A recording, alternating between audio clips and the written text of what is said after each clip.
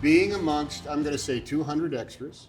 We've recreated opening night at the Las Vegas International Hilton. We're sitting in those glorious booths, and you know, I've got my 5 hours of preparation on. You know, I'm all there, and everybody's sort of looking around for the other guy in the movie, and turns out to be they're waiting for him, and they're looking for me, and I'm the bald fat guy sitting in the back. But there was because we were never together, because the COVID protocols kept us separate. We didn't get to hang with each other on this, and that's one of the reasons we make movies in the first place, because it's a good hang. Austin would be off being turned into Elvis. I was being turned into the Colonel, and I would get to the set, and we were sort of just like waiting for you. But the electricity of what we were shooting that day, and the opulence of the set, and the fact that everybody, when you're a background extra in a movie, you wake up in your apartment at 4:45 in the morning and drive and park in the farthest parking lot away from the sound stage as possible, and you kind of walk in, and then you get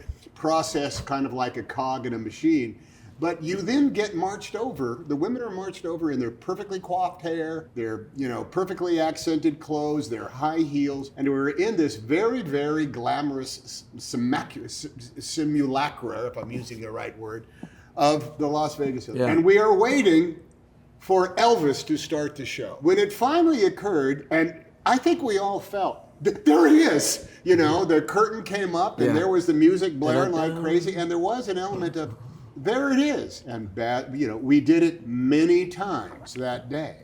But every time that curtain came up, we all felt the same way. Yeah. There he is. We could not take our eyes off it. And we essentially got to see an Elvis show over and over again for all that night, and not once did it flag, and not once was it not something that you could not take your eyes off it. That's one of the most exciting days I've had in a movie in a long time. And nothing was really expected of me. I just had to, sit there and say a few words eventually. But mostly I was just there watching the rock and roll show of my boy, and it was stellar.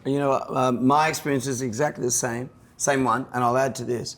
So we do it, boom, curtain. It's so real. And also, we did a lot more than's in the film, because we had to serve the story.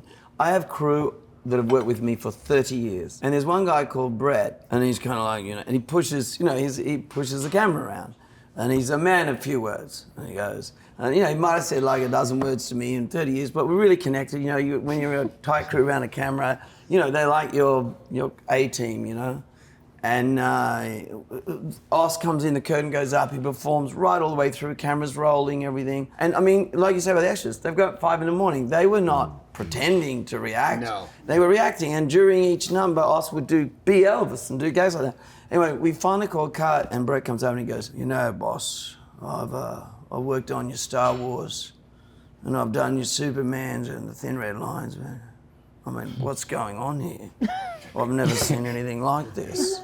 He said, I'd pay money to be here. Yes! And I think we all, I thought those extras would pay money to be there. They had the, they had the golden Willy Wonka ticket.